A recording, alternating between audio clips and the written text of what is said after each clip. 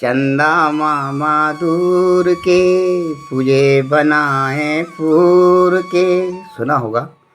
तो आपसे एक मेरा सवाल है कि चंदा को सभी मामा क्यों कहते हैं, चाचा फूफा ताया क्यों नहीं कहते हैं। और यह सवाल एक आईपीएस के एग्ज़ाम में भी पूछा गया था और मैंने देखा एक यूट्यूब के माध्यम से, तो मैंने सोचा कि चलो आज इसी का जवाब ढूंढते हैं कि चंदा को सब मामा क्यों कहते हैं, चाचा फूफा और ताया क्यों नहीं कहते हैं।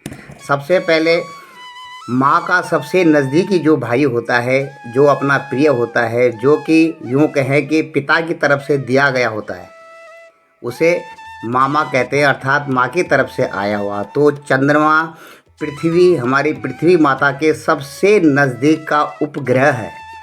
प्राकृतिक सैटेलाइट भी आप उसे कह सकते हैं और नेचुरल सैटेलाइट भी उसे कह सकते हैं। प्राकृतिक उपग्रह है चंद्रमा हमारा, जो कि हमारी पृथ्वी से 3,84,400 किलोमीटर की दूरी पर है। जबकि आप अन्य ग्रह, अगर आप सूर्य को लेते हैं तो 14,96,00,000 किलोमीटर दूर है।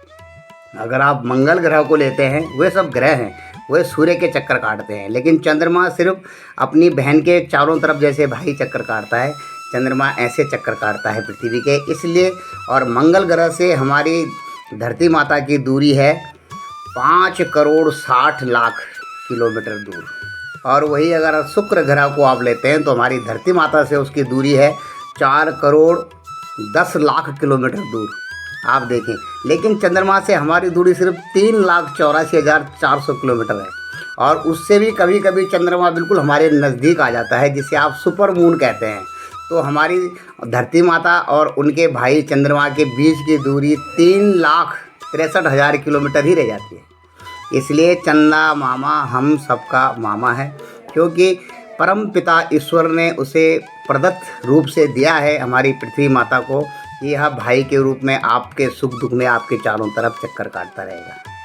तो इसीलिए कहते हैं चंदा मामा दूर के पूजे बनाए पूर के, आप खाएं थाली में मुन्ने को दे प्याली में। इसलिए वो हमारे पिताजी का भी, हमारी माँ का भी, सबका हुआ मामा है। इस धरती माँ पे जितनी भी संतानें, जितने भी जीव हैं, चंद्रमा उन सब का इसीलिए मामा कहलाता है।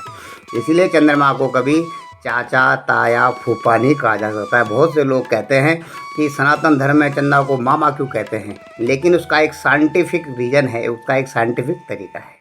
जय हिंद, जय भारत, जय सनातन।